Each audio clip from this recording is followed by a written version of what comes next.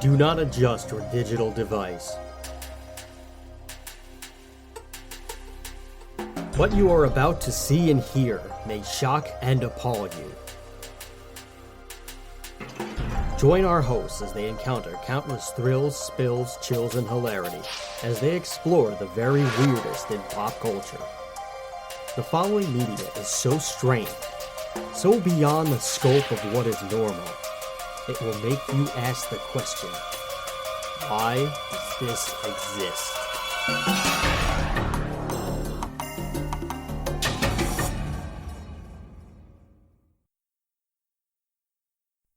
Hello everybody and welcome to another episode of Why Does This Exist? I'm Chris.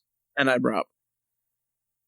And today we will be talking about a hellspawn, a demon, a vigilante, a superhero, an anti-hero, a menace to society, and a savior, all at once. A soldier of hell, and a badass SOB. Yeah. We're talking about Spawn today. It's fun. It's very cool, it's very entertaining, and it ain't your granddad's superhero. We'll put it that way. Yeah.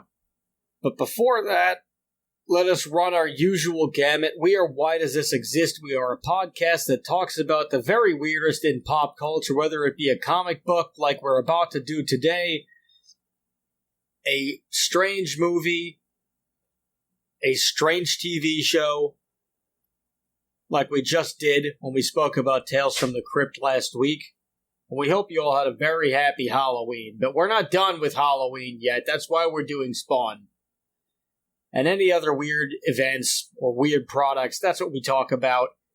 You can show your support by listening or continuing to listen to this show. You can also send us some questions at whydoesthisexistshow@gmail.com.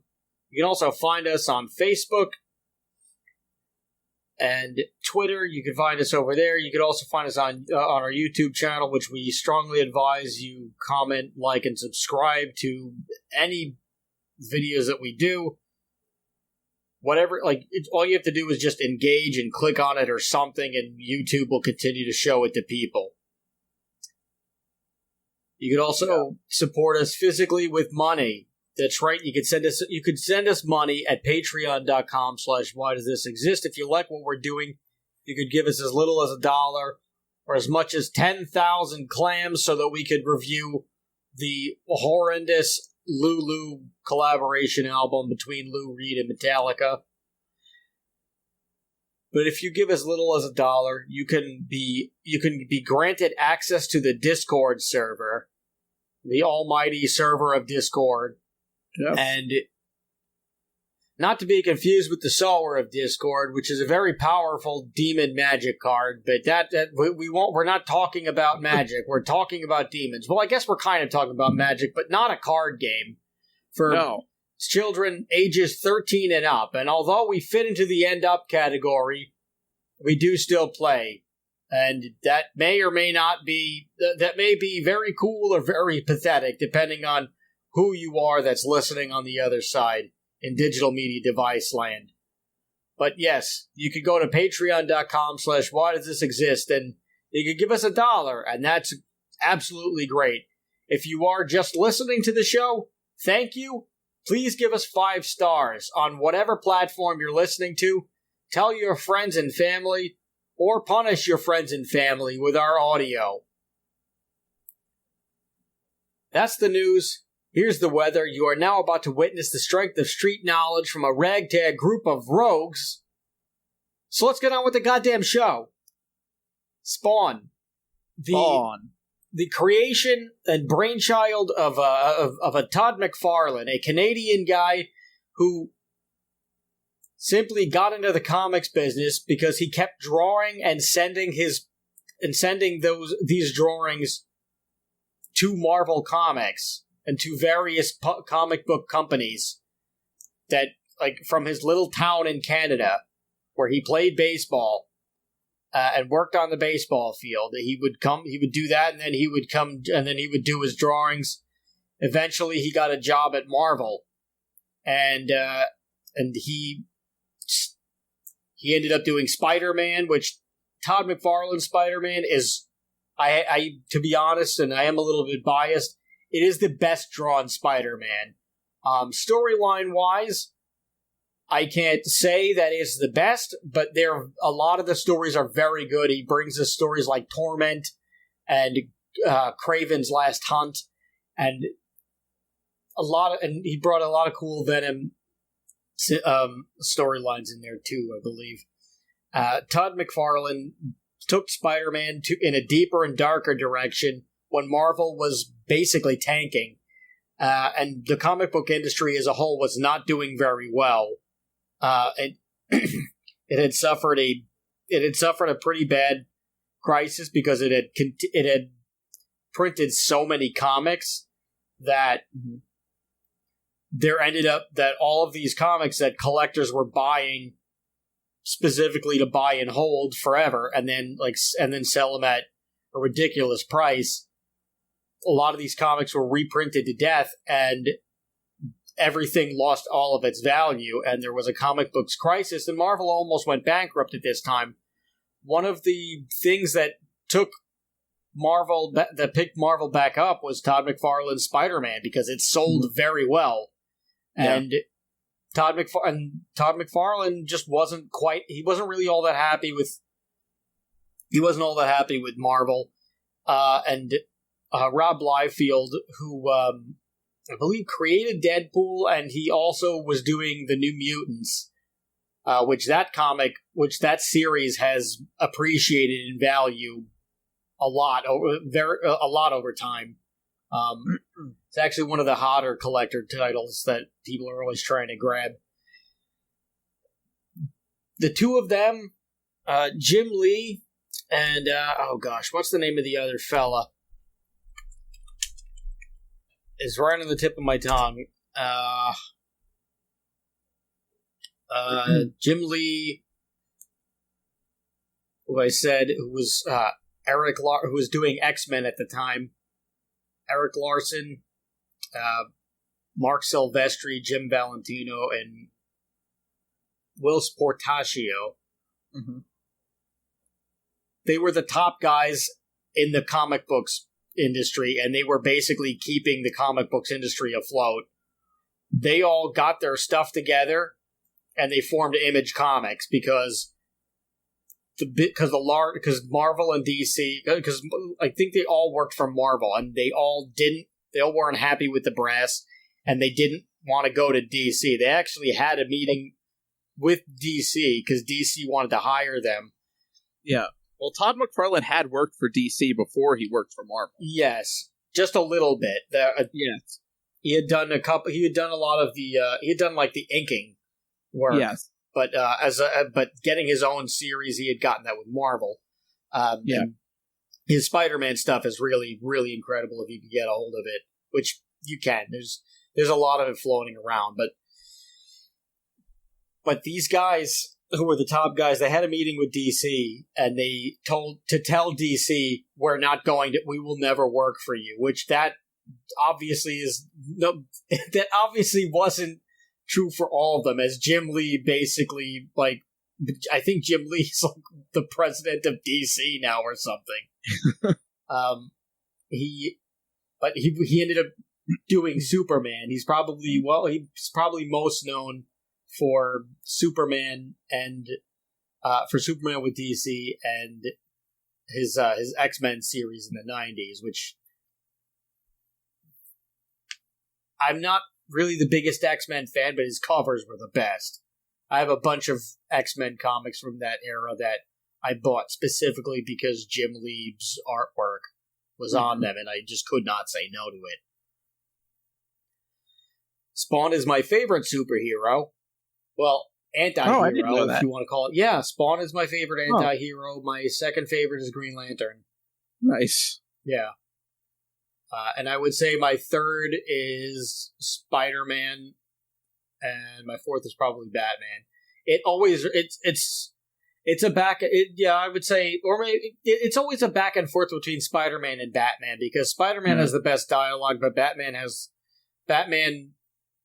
the best story, I think. Yeah. Batman's always been my favorite. Spawn, I never really, I knew about Spawn growing up and stuff, and, so I knew who it was, but I never read any of the comics.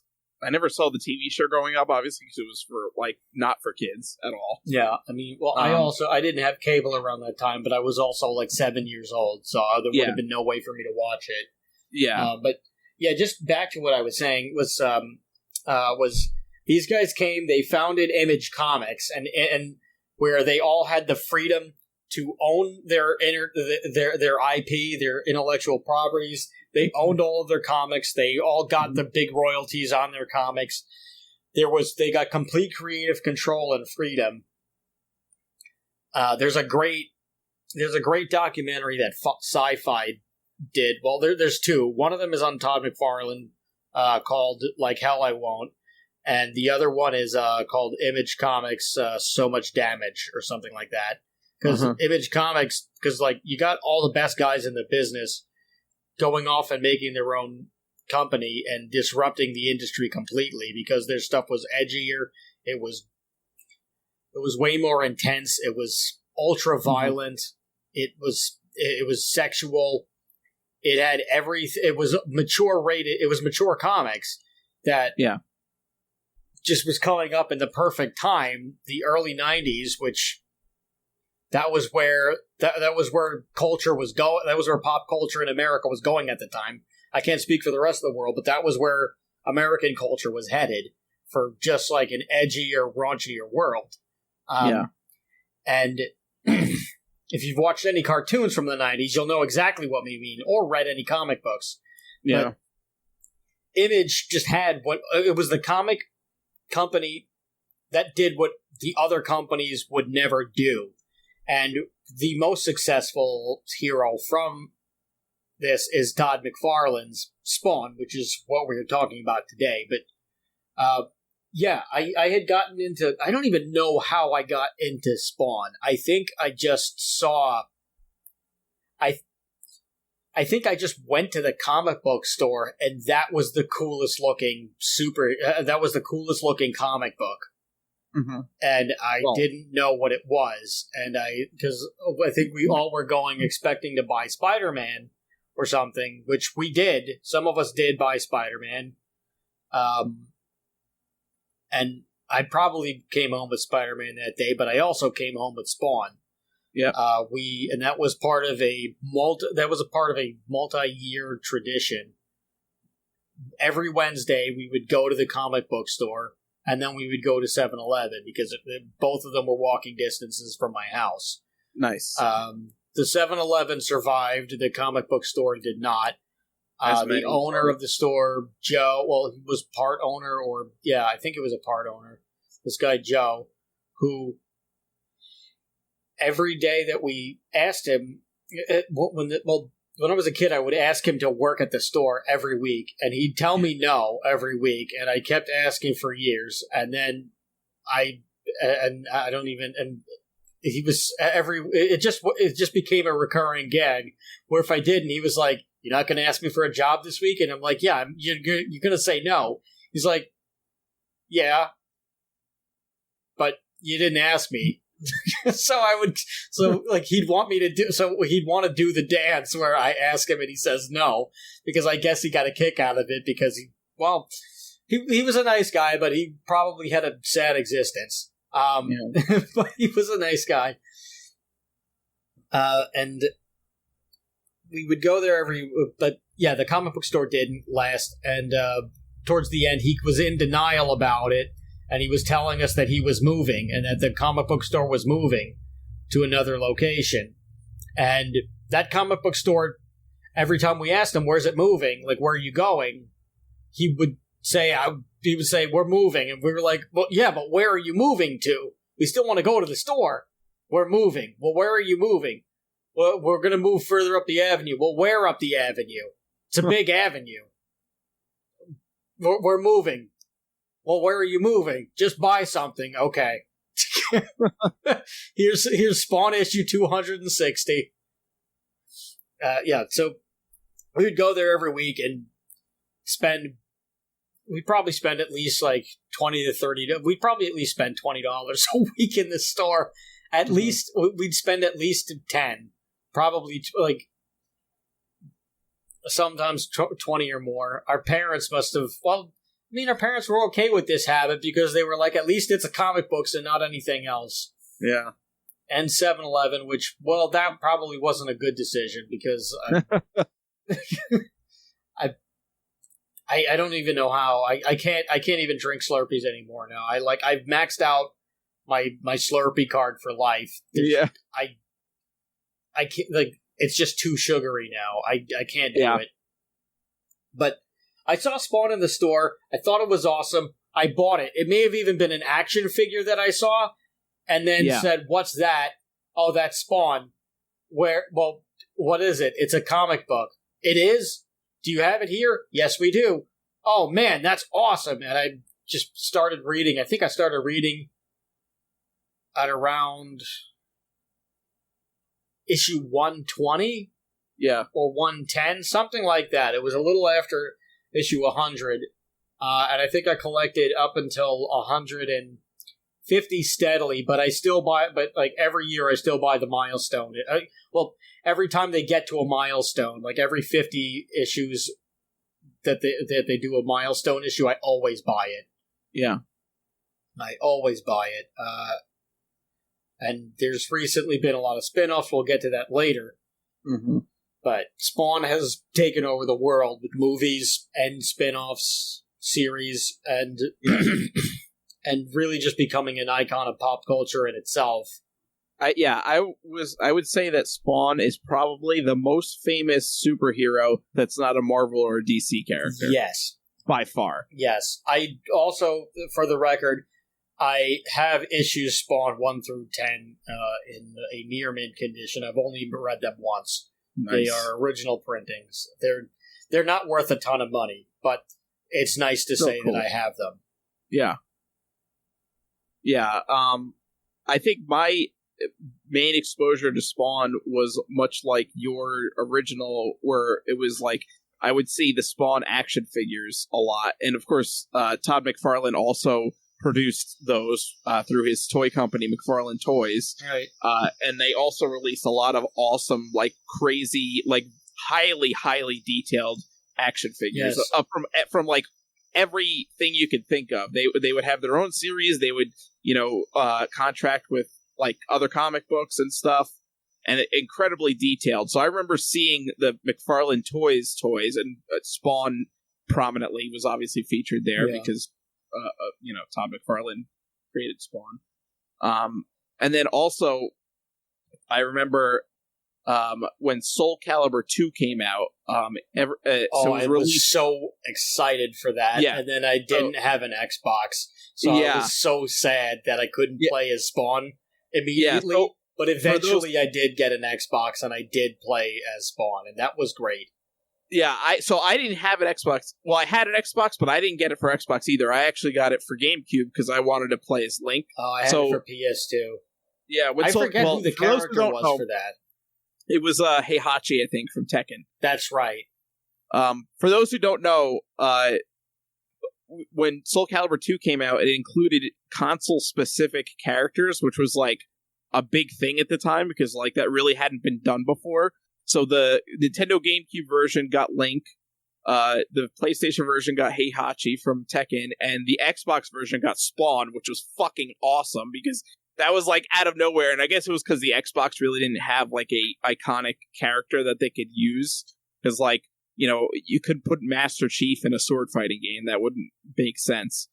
But they got the rights to Spawn, which was fucking awesome. And I remember my friend had the Xbox version, and so we could, I would go over his house and we'd play, and he would always play as Spawn, and it was awesome. It was cool having Spawn as a playable character. So that was cool because I obviously knew who Spawn was. I just wasn't I didn't read the comic, but I knew what Spawn was, and I knew he was a demon and like an anti-hero. So I was like, it was pretty badass. Spawn is also very cool to say and fun to say. Yeah, Spawn.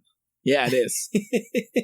But just like a quick tidbit about the McFarlane's toy company. Todd McFarlane started that company because the type of Spawn action figures that he wanted to make, like he wanted to make specific details and specific articulation, and the toy industry had they weren't doing that yet.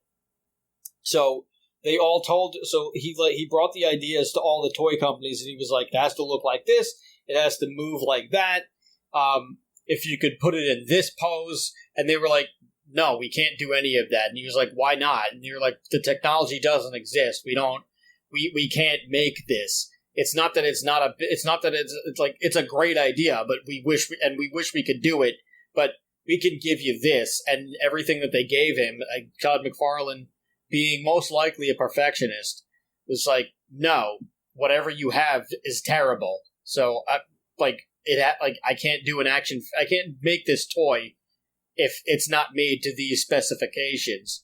And they were like, well, good luck, like, finding a toy. Like, maybe we'll be able to do it in, like, 5 years or something. So he just got all the technology. Like, he got technology that they weren't using for toys, and he had them program it to make the toys that he wanted based on his designs. Mm-hmm. And that's how he started the McFarlane Toy Company, because they said, we can't do this. And he said, okay, well, I'm going to think outside the box again and do this again. So, and then he had the most detailed toys in the industry, and all the toy companies were like, how the hell did you do that? Yeah. So I forget what exactly he used, but it was something that they used to print, like, they used to make, it was some kind of manufacturing tool that made, like, medical devices or something like that. Yeah. And they, like, repurposed it to mold toys. It may have been, it might have been like a plastic molding machine that was used to make prosthetic body parts or something. Yeah. That would be my best bet, but I don't recall exactly what he used in the beginning. Yeah. I remember, like, I would always see the McFarlane toys in, like, the local comic store or, like, other stores. I remember the twisted blend of Oz toys and all of the McFarlane horrors. Those were creepy, but I loved them. Yeah. And I was always like, I would like to get one, but they were always so expensive. They were like, it was like $40 for an action figure, and I could never, like, justify that purchase. Yeah. And I was like, and also really they looked so cool. But my parents were just like, but the detail was so vivid that my parents were like, oh no, I don't like this, so you can't have it. Yeah. like I remember I was showing my dad, like, the Wolfman toys and, like, the McFarlane's monsters of, like, the Universal monsters, and my dad was like, whoa, that's really scary. And I was like, yeah, could I have that? No, you can't. Yeah. So that's about as far, how much is it? $60. No, you definitely can't have that. Yeah. Would you, like, if you had that, would you even, like, you can't play with it. Yeah, exactly. That was the other thing, too. It's like, you look at it, it's like, oh, I really would like to play with it, but I'm not going to, like, freaking play with a $40 action figure that, like, should stay in the box forever, you know? Exactly. Like, even as a kid, I had no intention of playing with these, because I was like, no, he was like, you're going to play, he's like, you can't, he's like, you don't want to play with this, do you? And I said, no, it's so cool. I just want to have it so I can look at it. And my dad just was like, it looks too scary and it's too expensive. So no, but at least your head's in the right place. Yeah. I remember just constantly going to the Spawn website and the McFarlane Toys website as a kid on dial-up. Just every week, just checking out what new toys that I was never going to own would come down the pike, just to look at how cool the images were and how lifelike it seemed. Yeah. But getting back to Spawn. Yes. Spawn has a very interesting backstory.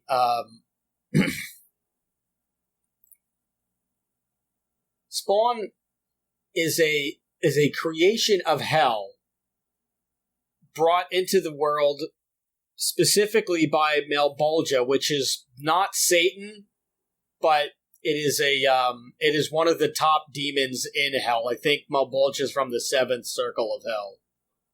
Yes. And, yeah. And his henchman is the Violator, one of several, the Vindicator. There's 4 brothers. There's the Vindicator, the Victimizer, the Violator. The line in the movie is not the Vibrator, but there is no demon called the Vibrator, to my knowledge, in the Spawn universe. That's just what John Leguizamo says in the Spawn movie, which we'll touch on, but we won't talk too much about, because that's another episode for another day. But his main nemesis is, other than Malbolgia, it's the Violator. But Malbolgia is the one pulling the strings, and the Violator is just making sure that he does what he needs to do. Mm-hmm. Which is essentially... So, to give a bigger backstory, Spawn's real name as a human is Al Simmons. Al Simmons is a mercenary for the government. The government, well, more or less the CIA, Secret Service, Marine Corps, etc. He's a decorated military man who ends up becoming a mercenary after his duty due to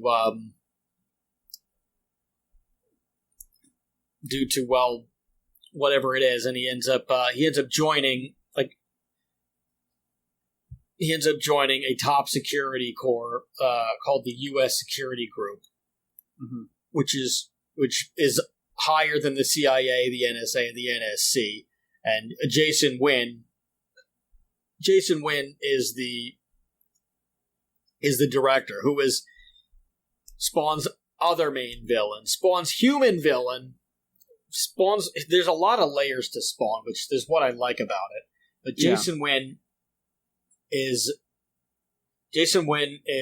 possibly the most powerful man in the world, and he ends up betraying Al Simmons because Al Simmons is they're having words. They're not really getting along. At first, Jason Wynn is kind of more of a mentor to him, but they end up having a falling out because Al Simmons wants to eventually leave because he's trying to start a family with his wife Wanda, and it's just not for him anymore. His heart is in another place, and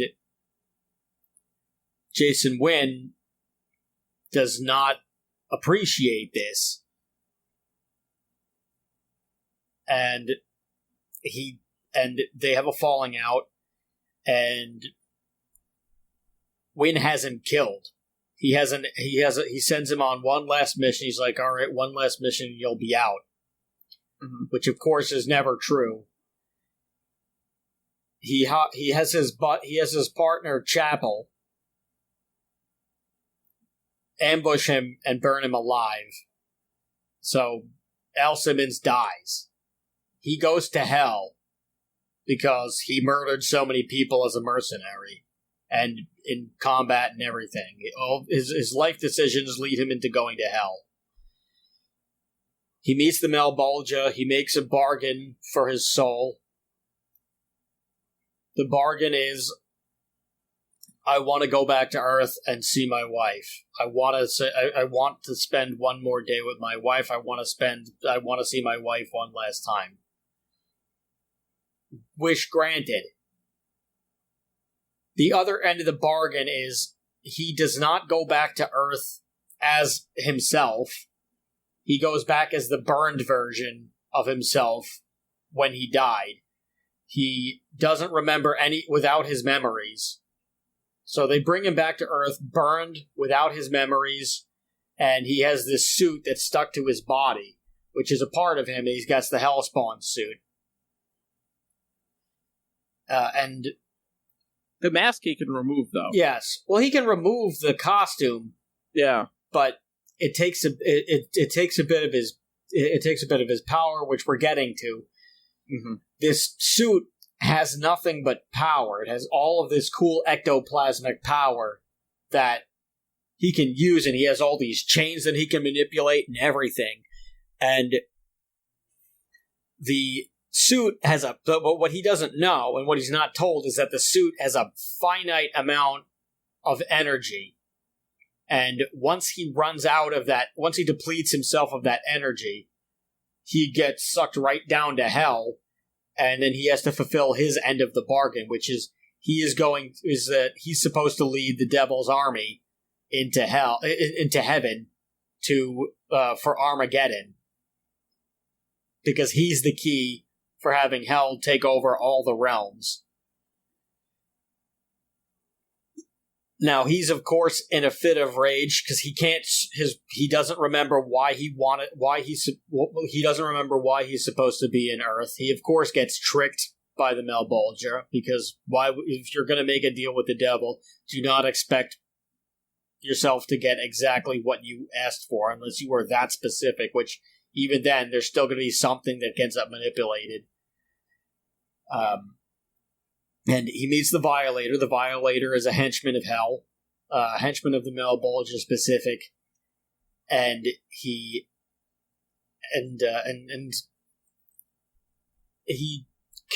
trying to do all these things to get Spawn enraged, to get him to deplete his energy, to basically train to be like a hell leader, just to get all of the what's the word? Just to kind of get the rust off, so that he can do what he needs to do. Mm-hmm. And Spawn gets kind of keen to this. He ends up being a recluse in the alleys, and he ends up befriending the homeless people, who are the only people who don't care what he looks like, who don't care that he has this like crazy suit attached to him. Mm-hmm. They don't even really care that they don't care about his appearance at all, or what he can do, or anything.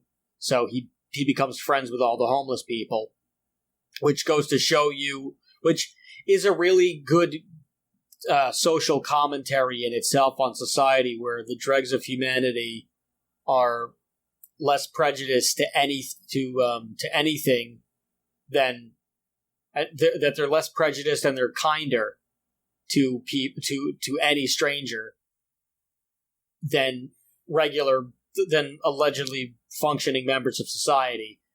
Like the homeless people are actually a lot more genuine than the people with homes. So it's an interesting dynamic there. The Violator only tells him what he needs to do, and the Violator has his own hell form too, which we do see, which is quite cool and quite disturbing at the same time. And there's all these like messed up people in the human world that Spawn ends up dispatching, like Billy Kincaid, who is a child rapist and an ice cream man who lures the children with his ice cream truck and then does terrible things to them. Well, he eventually gets in too. But when he does find his wife, and remember, his wife, it's been 5 years or something like that since he died, his wife has remarried his best friend. Because while grieving over him, they ended up connecting, and they have a daughter, Cyan, and the whole time when they were trying to conceive a child on Earth, they thought that they couldn't get pregnant, and they thought that it was his wife Wanda, and he now realizes that it was him, and that's kind of what helps him remember who he is and what he's supposed to be doing, because he just sees her and it triggers a memory of who she is and what he's supposed to, and like why he came into like why he wanted to come back to Earth. And he does learn eventually, I think through meeting Cogliostro, who is a former Hellspawn that has decided that he did not want to do that, and he's trying to fight against Hell, and convinces him to do that too, and tells him the truth. So Spawn ends up deciding that he is not going to fight for the Malbolgia, but he needs to defend himself. So Spawn, being an ex-military person, can find he has ways of getting all of these heavy artillery that he can help dispatch of all of his enemies and everything. But Spawn can heal himself. He has these chains and everything like that. He has these powers of hell, but again, he can only use them sparingly, and they don't regenerate. But Cogliostro teaches him the tricks to stay alive, basically. And we have all of these other elements at play too, like prepping for Armageddon. You have Angela, who is the hunter, and her job. She's an angel whose job is specifically to hunt any hellspawn that enter Earth and kill them while they're basically in their infancy. Because once they really have a grasp on their powers, it's a pretty close battle. But she can nip them, and she can get them while they're just figuring their stuff out in their early days. And then there's the whole mafia underworld too, where he has to go up against Tony Twist, who is one of the mob bosses.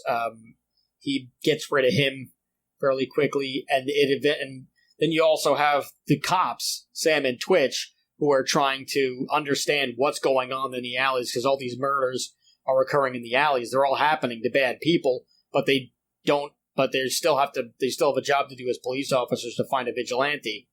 So you have all these interesting things at play, and that's what helps really build the world of Spawn. But it gets even crazier, because when he does learn to get into a human form, Al Simmons is black. Another trick of the Malbolgia is when he is able to use his powers to create a normal-looking human form, it's a white guy. So they continue to play mind tricks on him. Mm-hmm.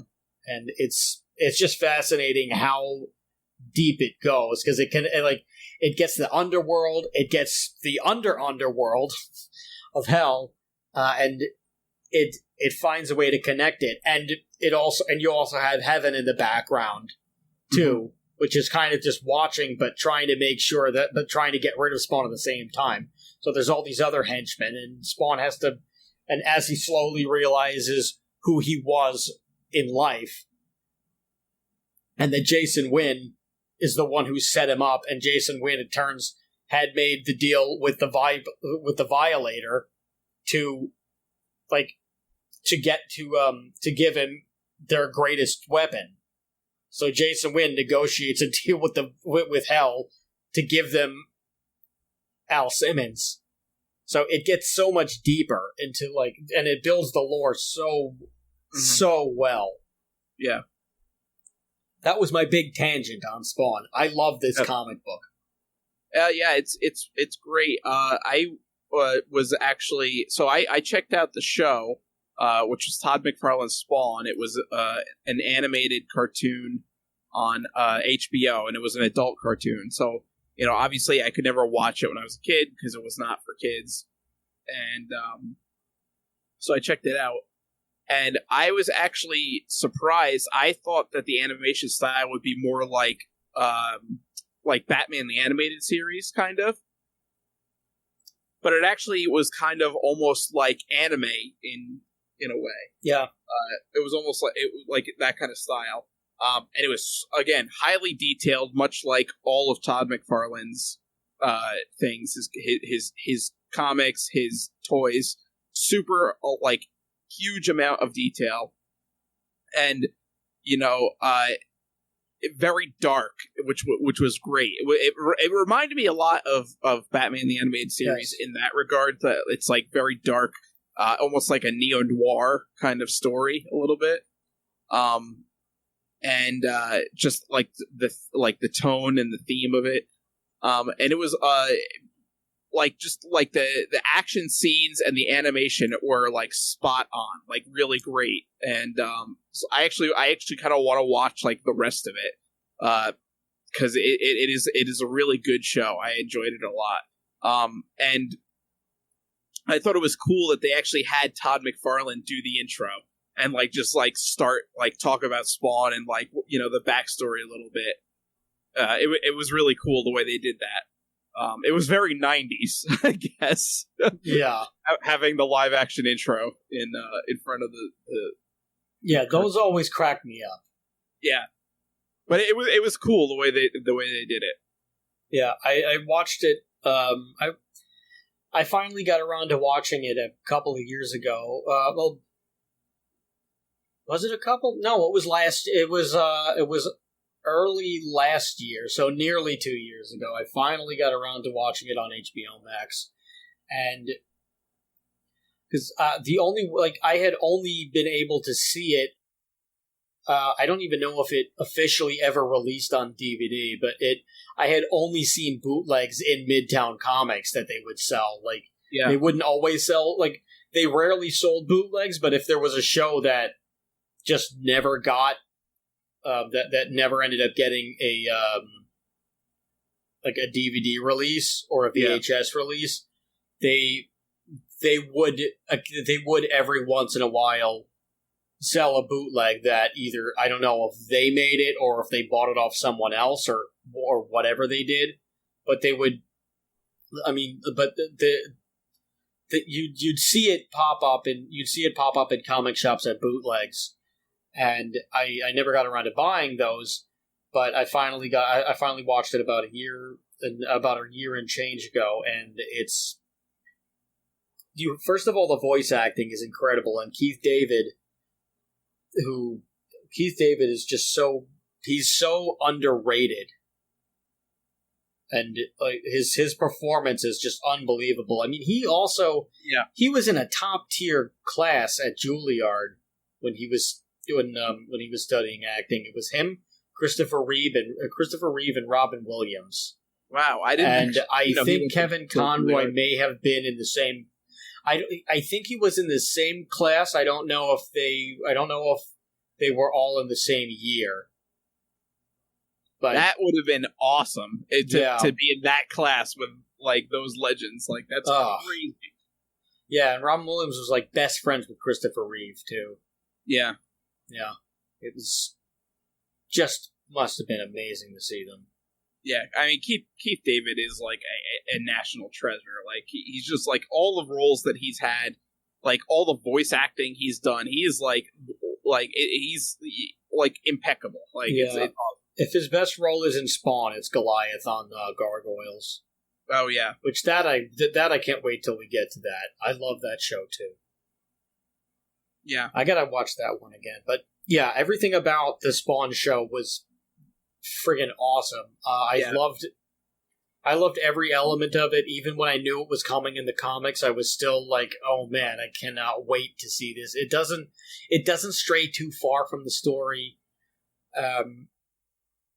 Where they were it sucks that it got canceled after 3 seasons, and they kind of had to rush the 3rd season because they knew it wasn't real. They knew that was it.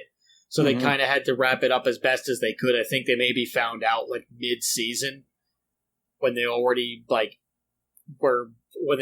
had like gotten into what they thought would be a longer-term story arc. They had to wrap it up, and then that was the show. And you never really got any answers. Like, it briefly introduced Angela, but there was never a confrontation, and it seemed like it was building toward it, and then they kind of dropped it, which I guess that would just be like, that would just probably have to be part of why they didn't do it, because they were like, it seemed like they were starting to rush toward Armageddon, and then they weren't rushing toward Armageddon, so it, like, nothing really came of it, and it's a shame. I would love for them to revive and resurrect that show, no pun intended, but I don't think that that's the case. I don't think that they'll do it. I don't think that the demand would be high enough, and with HBO Max cutting, or Discovery Max, or whatever the hell you want to call them, they're just hemorrhaging cash right now because of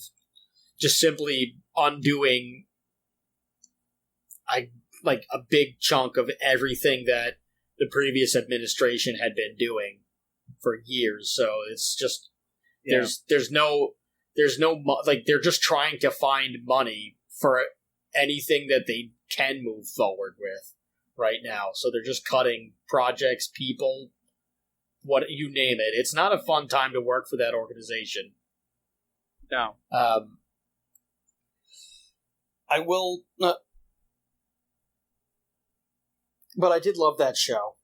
And it was incredible. And I love how Keith David has constantly reprised Spawn, and he has been the voice of Spawn forever. In all video games, he's been Spawn. Even in Mortal Kombat 11, when they got Spawn for the DLC, which that was awesome. Yeah. The issue with Spawn in the game is just that he is very slow, but he is very strong. Yeah. So if you know how to use him, he's pretty damn unstoppable. Yeah.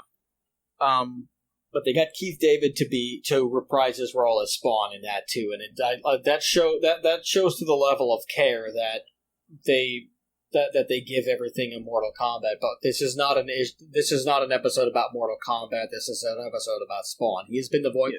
Keith David is synonymous with Spawn, and there's no escaping it for this guy. Yeah. So apparently they are also. Well, let me make this point first. One of my favorite things about the show is that apparently Todd McFarlane had asked HBO when he was making it if he's like, the one question he had said to them is, "Can I say the word fuck?" And so he knew if HBO allowed that, he could do like a whole bunch of other shit that he wanted to do. Like if they were going to allow the word fuck, then the shit that he was wanted to also do was going to be like minor compared to that. Sure. So he was like, as long as I could do that, then I know I could do the show that I want to do. And I think it's good. I think it's great that he did it at HBO because it wouldn't have worked as a kid's show. Although, allegedly, I did read earlier that they were possibly planning on making a new Spawn TV series, actually two, one for kids and one for adults. I don't know how true that is. I don't know what stage of development it's in. They're also currently developing another film that's going to be starring Jamie Foxx as Al Simmons / Spawn, and also starring Jeremy Renner. So I don't know what the status is on that either. I think it was put on hold because I think they initially were going to start filming in 2019, but I think it was put on hold because of the pandemic. But I believe they're working on it again. They are, but it's making a very, very, very slow. It's stuck in development. A very slow crawl, kind of. Yeah. There is a couple of other interesting things about Jason Wynn, well, you know what, I'll go back there in a minute, but like, long story short, he's also the anti-Spawn redeemer, and he is, like, the clown has also possessed him. Jason Wynn has died several times, actually, and he's, and now, and like, currently, or at least in one of the Spawn, in some of the Spawn universe series, there's a character called the Disruptor, which is a revived Jason Wynn. But anyway, back to the movie. It is in hell, and it's... Well, yeah, it is ironically in a development hell, but it's changed hands multiple times on which studio is going to do it, and it seems like it's the more time goes by, the less likely it seems like it's going to happen. The Spawn movie, the original one in '97 with Michael Jai White as Spawn, I enjoyed. Mm-hmm. I still like it to this day. I will say that it probably hasn't held up very well. The CGI at the time was better than anything that was around. It was cool that they made the cape, that they gave the cape a mind of its own, like it does on like it does in the comic. Yeah, but I will say, even though John Leguizamo and Michael Jai White were the perfect actors for Spawn and the Violator, the movie has not really held up well. And at the time, it bombed at the box office. So for a second movie, and also the studio I think it was New Line Cinema. They took away a lot of creative control from Todd McFarlane, and he really wasn't crazy about it either. Yeah, because they just wouldn't let him do anything, and he was like first they said he could do an R-rated movie, then they said he couldn't do an R-rated movie, then they said, oh, it needs to be PG-13 because you'll get more people in. Then they said, oh, it'll be an R-rated movie, but like barely. So like they just the studio went to town on it, and you got the best product that you could possibly get from like with all things considered. But even he's not crazy about it. However, the new movie, Todd McFarlane is very excited for it, but it keeps changing on like what the details are. Like first he was hunting for a studio, then Blumhouse was going to do it, which is the best studio to do it. Yeah. I don't know if they're still doing it, but there was another thing there that's having trouble. They hired another team to rewrite the script. That's apparently. What it was. Yeah, they got new writers again, and I don't know. Yeah, it's unlikely we're going to see a Spawn movie anytime soon, because it's stuck in development hell. I mean, that would be a cool thing, and I think now is the time to do it because we're seeing R-rated superhero movies do very well, so I think now would be a really good time to do it. I don't know if they have any plans to actually push it through, or if they're kind of just still flirting with rewrites and all that. So it like I said, it would be nice and it would be the perfect time to do it, but who knows.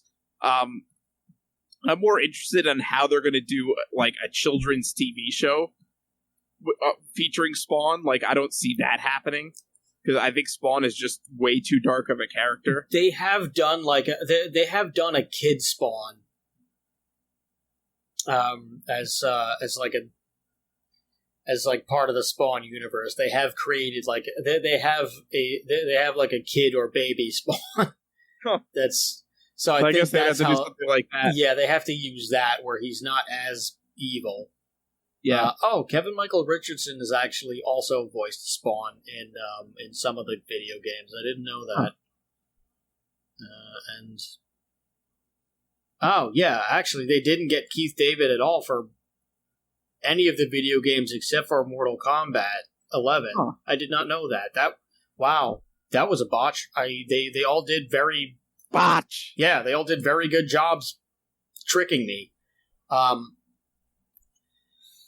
But yeah, I don't know what's going to happen with this movie. But also, he's it seems like I don't know. Yeah, I don't know if Blumhouse is still attached to it or not, or if he's still trying to get more funding to do it or whatever. Because he said something.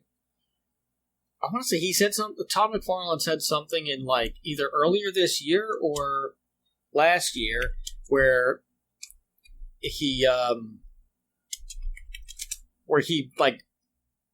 it was last September. He said, he said the movie will embrace Hollywood wokeness, which is I don't know. His answer, it was here's the article here that I'll read from Bounding Into Comics. Spawn creator Todd McFarlane admitted the upcoming movie will embrace Hollywood wokeness. McFarlane spoke to CBR about the upcoming film, where he made it crystal clear the film is embracing... What is CBR? He is embracing Hollywood's race politics. CBR asked the creator last month. It was announced Brian Tucker is going to take a crack at the movie script. What about his vision for the project impressed you to bring him on board? Farland answered, well, it wasn't just my decision. There's a handful of other people working on it that we haven't announced yet. One of the people working on it that is going to be a big name when we finally get to. I think he said he went through close to 100 scripts by as many people as he could. The creator then revealed one of the key things he was looking for was a non-white writer. He said, "We are looking." I hope that this website isn't right-leaning. I hope it's like in the middle, but it doesn't seem that way. I hope I didn't accidentally find a bad website. The creator then revealed one of the key things he was looking for was a non-white writer. He said, "We were looking ideally for someone that could bring a voice to the character on two levels. I'm just a white Canadian kid. I hadn't lived the life of a man in America, of someone with dark skin." Which, that's kind of hypocritical because he's been writing a black character for his entire life, basically. Yeah. But, okay. Worst of the quote is, "We thought it was important to get the perspective of somebody who has someone with the perspective coming in and adding a slightly different bent to what you and I as comic book readers already know as to what Spawn is about." McFarlane then noted he doesn't want the film to tell Spawn's comic origin. That's fine. "I didn't want to do the comic book origin story from issues 1 to 3 in the movie. We were looking for people without even telling them that to give them something a little bit different. That's fine." He continued, "Unfortunately, 80 to 90% of them, according to the other person involved, who was interviewing most of them, were falling into the trap of retelling the comic book story in the movie." Yeah, I don't know why we need the origins in every comic book movie. That's the first one. I think it's a dated formula. I don't think that people really need to know the origin that much unless it's like someone explaining it to them in dialogue. I think that's better. Yeah. Then because then you waste a third of the film telling the origin story. Exactly. Well, and I think I would say probably the Sam Raimi Spider-Man or like the original X-Men were the ones that kind of started that trend, and then everybody just followed it. Well, because they were successful. Yeah, exactly. But also Batman does it too, and so like the original Batman with from '89, and also the Superman with Christopher Reeve did that too. That was just a template that all of them did, and so did the old Spawn movie too. Yes. Like they all did that. And like, I don't think that we really need to do that anymore. I think enough people know who the heroes are. But to continue the article, it was the creator went on to detail that he wants the new film to be relevant today, specifically in terms of its social content. McFarlane explained, "We saw the movie. That movie came out 20 plus years ago from New Line. So what we haven't seen that would be interesting and relevant today, both in terms of filmmaking and social content."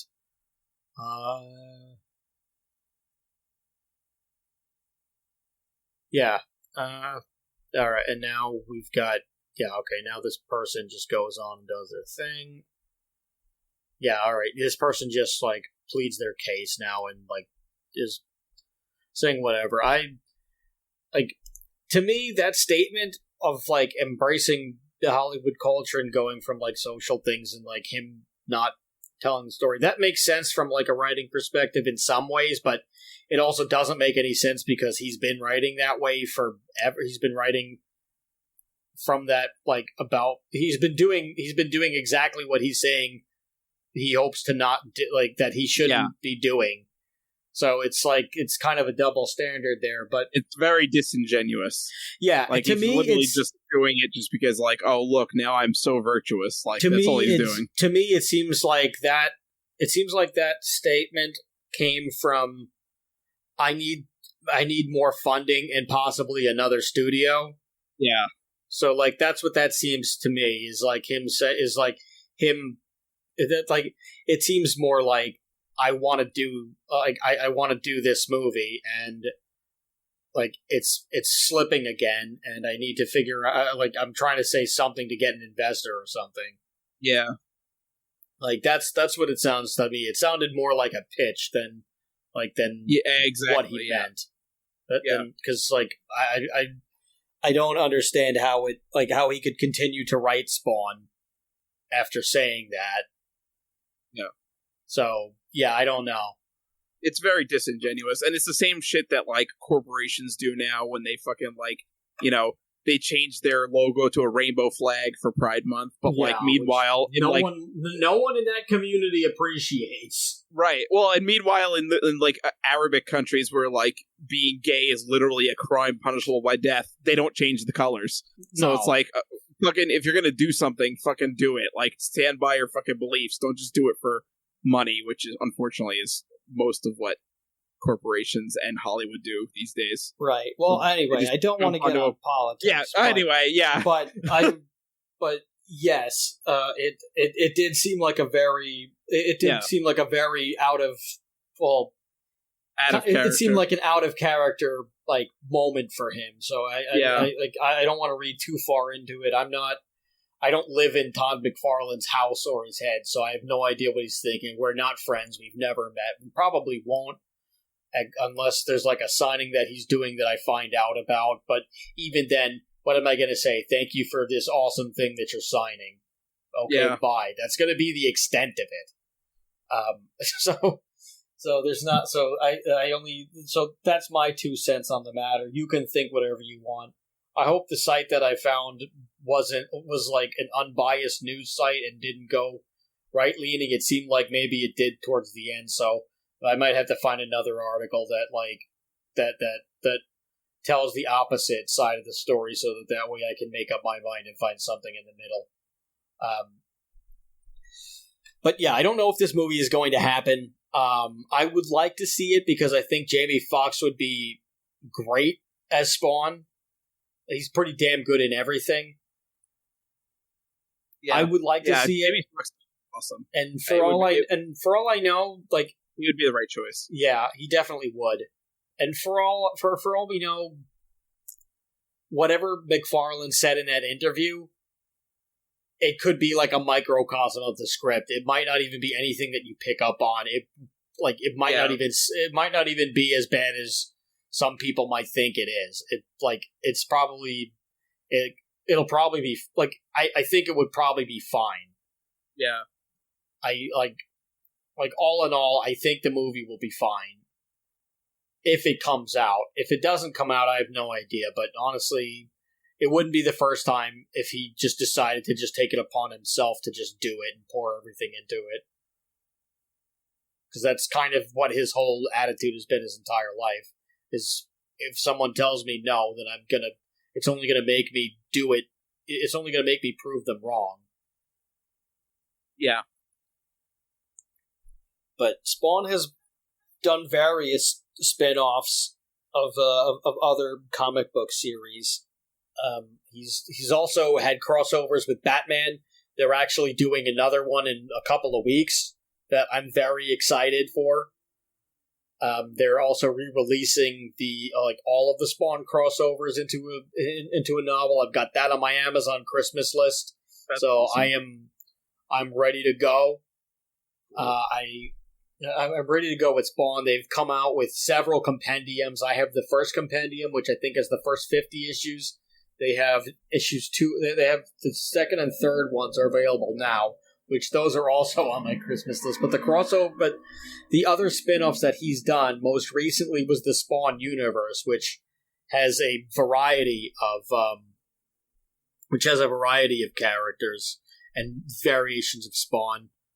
The biggest one is Gunslinger Spawn. That's the one that I'm still seeing in the local comic shop by me. I don't know how all the other ones are selling. I'm not the numbers. But it is it's very cool to see how far it's come. And also Iced Earth has a concept album based on the Spawn album called The Dark Saga, which that's how I got into Iced Earth. I saw I was going to mention that.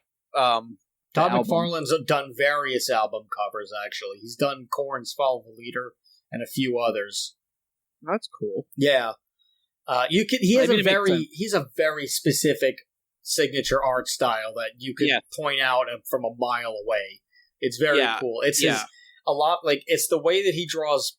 It's his shape work and his shadow work, and there's very specific facial features and hands. His hands are unique.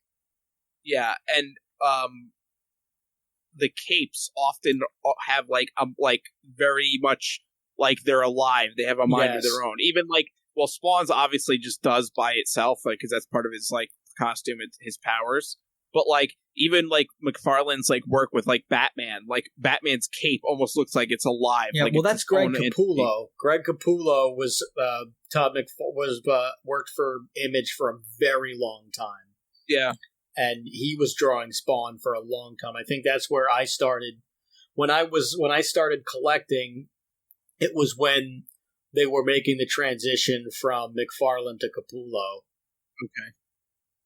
And Capullo's art is iconic. His Batman is brilliant. Yeah. He's probably my number 2 favorite Batman artist. The first one, what's his name? What's his damn name? The Batman that had the blue cowl in the 80s, early 90s, I want to say. No, I think it was early 90s. Whoever the hell the artist is, I can't freaking place his name. I was going to say Frank Miller, but he wasn't the artist. No, Frank Miller was okay, but Frank Miller's a little out. Frank Miller's stuff is very out there at times. Frank Miller and Todd McFarlane actually collaborated on the Spawn / Batman crossover. Yes, they did. That is part of that book that I just mentioned. That one's been released. That one's been re-released a few times. There's one that is going into the new one that I'm very excited about. Gosh, I can't place the name of that. I'm like, but yeah, Iced Earth. I loved that album when I got into Iced Earth. I've seen them a few times, and then January 6th happened, and we found out that John Schaefer, the guitar player, was part of the Capitol riots because there's a very detailed picture of him. It's clearly him. Yeah, and the band members of Iced Earth all said, what the hell? This guy really was as crazy as we thought he was. And the band broke up because of him. Everyone else in the band said, no, we don't want to, we want no association with this, so we're done. No more albums. And the label dropped them too. But they were also, first they said, no, we're done. Then the label dropped them because there's only one guy in the band, and they were like, we don't want our name associated with this. And yeah, I don't know if it's still even a thing, but I can't listen to them either because it's like, you ruined Iced Earth for me, you freaking idiot. Like, you ruined a band that I really liked. At one point I wanted to get a tattoo of one of their album covers, and I'm really glad that I didn't now. Well, see, that stuff, I'm able to kind of separate the artist from the art. Sometimes I can. Most of the time I can, but in this case I really can't. It's one thing if I found out that the artist was a really bad drug user or something, or whatever, but or they went to prison for armed robbery. Let's just use weird examples. I could still separate the art from the artist, or if they were a horrible person in real life and did these terrible things to people, I could partially separate the art from the artist, depending on the severity of those crimes.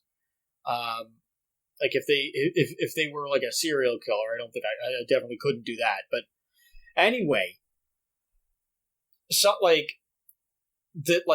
in this particular case, I can't. I just simply can't, and it's that band is ruined for me. One of the times that we saw Iced Earth, his side project was the opener, and it was all conspiracy theories and stuff, and he was his banter in between everything was longer than the songs at points, and it was all it was totally nonsensical, and at one point he was like, yeah, you're gonna go home and just think, oh, it's that crazy John Schaefer just talking about stuff, and then the next thing you know, they're gonna own you, and it was what? And now, and then 10 years later, we get to this, and I'm the minute that I saw that picture and recognized him, I was like, oh, he really was nuts. Yeah, that's a bummer. But anyway, back to Spawn. We promised we wouldn't get into politics. That's as far as I'll get on this show. Yeah. Well, I don't know. I think what else. The Spawn universe has but the Spawn universe has been the next batch of has been the next batch of comics that's gone out. But my favorite, and that's got a series of characters. That's the Hell. That's Gunslinger Spawn, King Spawn, who is the King of Hell. But there's also, but my favorites are a lot of the older ones. Even Sam and Twitch have had their own series. They've had their own series of things. I think either Spawn or Batman has had a crossover with the Darkness. I think it was Batman.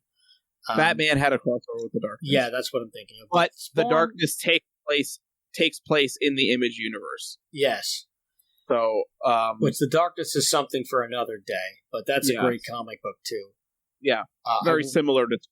Yeah, and there's been a ton of other spin-offs over the years. My favorite was the Hellspawn one. A lot of people liked Medieval Spawn. I thought that was pretty cool too, and a lot of people like Spawn Godslayer. War Devil is the Batman one that I was thinking before. But there's been various Spawn crossovers. Sam and Twitch was okay. I read it for a couple of issues. The humor was good, but it just wasn't like you were kind of waiting for Spawn to show up, and he usually didn't. So it didn't really for me it didn't have the staying power, but they're all well done books. They're all well written and well and well drawn, which is the most important thing. But my favorite was Hellspawn because Hellspawn looked so different from all of the other spawns, and it looked terrifying. And the Spawn Hellspawn, at points in the regular series, Spawn Armageddon does happen, and Spawn ends up fighting God and Satan, and he kills both of them basically. He does. The Hellspawn it looks so different. It's just drawn darker than anything, and it's terrifying. And that was and it's a lot more grisly and a lot more sinister than even the regular Spawns. And it's my favorite of the crossovers. I loved that one. I love getting that one all the time. That would always be part of my regular comic book rotation when we'd go to the comic shop. But yeah, and then it stopped running at some point. A lot of the crossovers don't. I'm sorry. A lot of the spin-offs don't end up. They don't end up having super long runs for the most part. I guess because people just kind of gravitate a lot more towards the main event Spawn, and then they'll pick up a few of the other ones here and there, but they don't always last too long. Medieval Spawn was also pretty cool, series, and he did like a crossover with Witchblade 2, who was also another one of the original Image characters. He also did another one with Savage Dragon, which is another one of the originals. I think Jim Lee's was Savage Dragon, and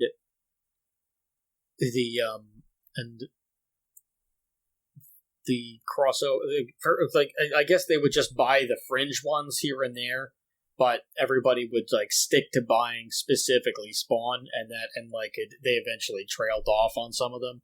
I don't know. I wasn't there for the numbers, but very cool stuff. Mm-hmm. And now you have the newer things. Also, Angela had her own series for a little while, but there was a whole controversy with Neil Gaiman, and Todd McFarlane does not like Neil Gaiman.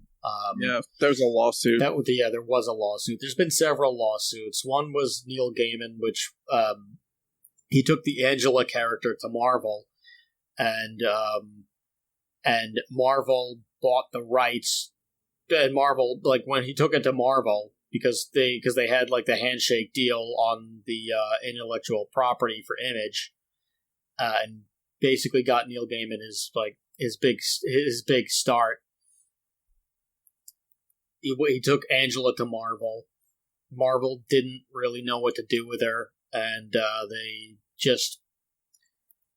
they gave her own series, but Marvel owns the rights to, like, when Neil Gaiman signed on the dotted line, he also signed over the rights to Angela, and Marvel then sues Todd McFarlane.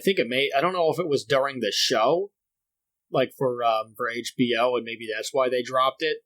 Yeah. Or they were putting out like a crossover or something, and he got hit with a letter that he can't use the property. He could no longer use what was his property a couple of weeks ago, and there was a huge lawsuit there. He didn't win that one. And then they kind of just killed the character anyway, because they didn't really do anything with her, and they didn't know what to do with her. And the other one, the mob boss's name in the Spawn universe is Tony Twist. Yes. And the hockey player, whose nickname was Tony Twist, found out and sued Todd McFarlane over the use of his name, because he made some BS claim that there was a likeness in the character too, which there was not. Like, if you look at the character and you look at Tony Twist, maybe there are some slight resemblances, but very minimal, and he wasn't based off of him. This was just what he thought this is what Todd McFarlane thought a mob boss should look like, and like he named him Tony Twist, which was a mistake, because Tony Twist came after him and he lost a few $1 million. I think it was $2 to $4 million, and it was just really stupid. But like we've said before, lawyers are terrible people, unless they're Larry and Steve, who are stand-up guys. Yeah. But Spawn is but yes, which characters are in the Spawn universe? I need to know. I don't have it in front of me, and that's very bad. But at least we're being honest, unlike many other people who do not tell you the truth, who will pretend on their podcasts that they know all the information. We at least when we're excuse me. When we're at least we tell you when we're fucking up. Excuse my language, but at least we tell you when we're screwing up. We're for the people, by the people. Podcasting for little to no money, unless you donate to our Patreon at patreon.com/whydoesthisexist. Give us $10,000. And we will, unfortunately, review the Lulu album. Lulu.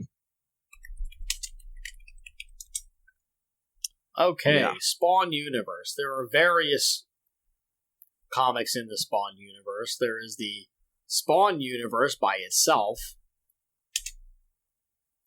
There is King Spawn. There is the Scorched.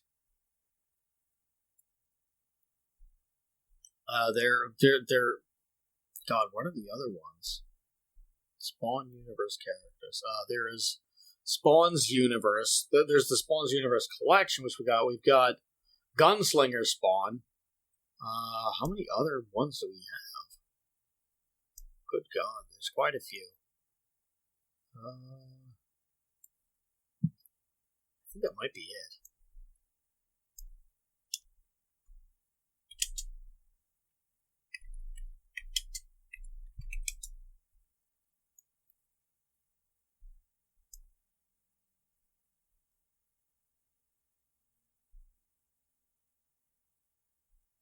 Yeah, Spawn and Spawn-related monthly titles.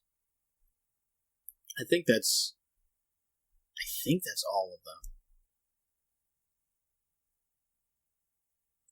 But there's quite a few. They're all in there. The only one that I really see now anymore is Gunslinger Spawn, and I might occasionally see a King Spawn. Yeah.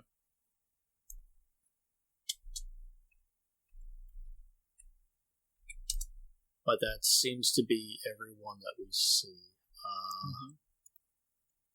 And I will say Todd McFarlane has always supported the up-and-coming artists, which I appreciate, because he makes sure that they're doing what they need to do. He makes sure that they're there.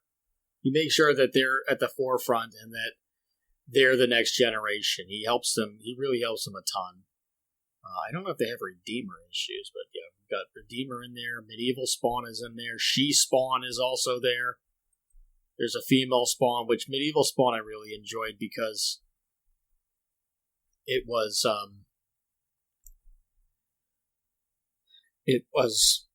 excuse me. It's getting late in the evening. It's 11:46 p.m. on the East Coast. But yeah, okay, that's what it is. The Scorched is also is also a team book, which has Spawn, Redeemer, Gunslinger, Medieval Spawn, and She Spawn. Medieval Spawn was very cool. Also, the other thing is Hellspawn have been around for centuries, being built for Hell's Army, and they're all from different periods of time. So Medieval Spawn and Gunslinger Spawn, I believe, are just from different eras of like Hell Spawns from different eras. So it's kind of cool how they do that, and they keep everything canon. But those are the books. Yeah. So it's a lot. It's a lot of stuff. There's a lot of spawns. There's a lot more going on, and there's really not much else to say. You got to just keep following the comics. And Spawn Spawn is something that Todd McFarlane had drawn when he was a teenager, and he always came back to that idea. It has made him a large fortune. He's made movies. He's made countless action figures. He's constantly been a disruptor, Todd McFarlane, in the best way. He's made the toy industry more detailed than it ever hopes to be, in a quicker amount of time than it expected to be. He's made some of the best. He's made the best character and the most iconic character not named Batman, Superman, or Spider-Man. Yeah, he's been the third. They've always been the third company, the third top company. It's really crazy to see that all these top guys came in and made Image Comics, and it's just really great. It's really wonderful that we have Spawn, and he's been in video games. He's had his own animated series. Like, you can't. There's really not much bad to say about Spawn, except maybe McFarlane's weird comments about what he'd like to do with the movie last year, but this year he hasn't said any. He hasn't talked like that since. So I don't know if maybe he thought it was a good idea to say that at the time and it backfired, and now he's not saying anything like that. I don't really know, but the last thing that I saw about that movie is that Jamie Foxx calls him and is when are we? I'm ready to do it now. Why can't we do this? Why is the stupid studio not letting us do this? I just want to do the damn movie. Yeah. Well, hopefully it gets out of hell. Has some, Back from Hell, Spawn. Yeah, that's what they should call it. Spawn Back from hell. Yeah, that'd be freaking great. There you go, and it works. Yep. I will say, before we cut out, I would like to see another Spawn video game. I would too, because the video games have not gotten favorable reviews. I played Spawn Armageddon, and it's very glitchy. Yeah, I think they would do well to do almost like a Arkham Knight style kind of like open world game using the Spawn character, and being able to go to hell and that I think that would be great. So video game developers, get to it. Yeah, I'd love to see it. I hope we get one. I'm sure we will.